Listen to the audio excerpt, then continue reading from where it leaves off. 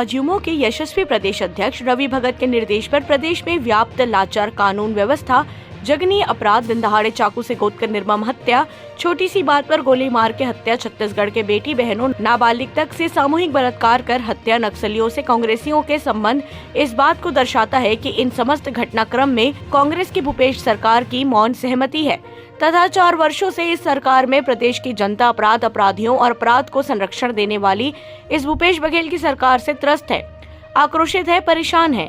इसके विरोध में आज भारतीय जनता युवा मोर्चा मंडल माखड़ी के द्वारा भूपेश बघेल का पुतला दहन किया गया, जिसमें मुख्य रूप से राष्ट्रीय कार्य समिति सदस्य लता उसेंडी, भाजपा जिला अध्यक्ष दीपेश अरोरा, मंडल अध्यक्ष दीपेंद्र नाग, किसान मोर्चा चंदन साहू, अजजा मोर्चा जिला अध्यक्ष संजू पोयाम, महामंत्री संजू ग्वाल, युवा मोर्चा मंडल अध्यक्ष रोशन सेन, महामंत्री विष्णु पांडे, भानु ठाकुर, तेज प्रकाश पोयाम, ललित पोयाम, देवेंद्र मरकाम, आसमान सोरी, मेषलाल नाग, निर्माण कश्यप, मुकेश किसान मंडावी, रामू मरकाम, महेश नेताम, दिनेश नेताम, पन्नालाल नेताम, बलीराम मरकाम आदि शामिल थे। युवा मोर्चा अध्यक्ष एवं महामंत्री ने बताया, प्रदेश में बढ़ते अत्याचार, चोरी, डकैत, इसके खिलाफ में युवा मोर्चा के तत्वाधान में आज मुख्यमंत्री का पुतला दहन किया गया। युवाओं को स्थानीय भर्ती करना चाहिए, इस पर भी सरकार ने गलत दिशा निर्देश जारी किए हैं।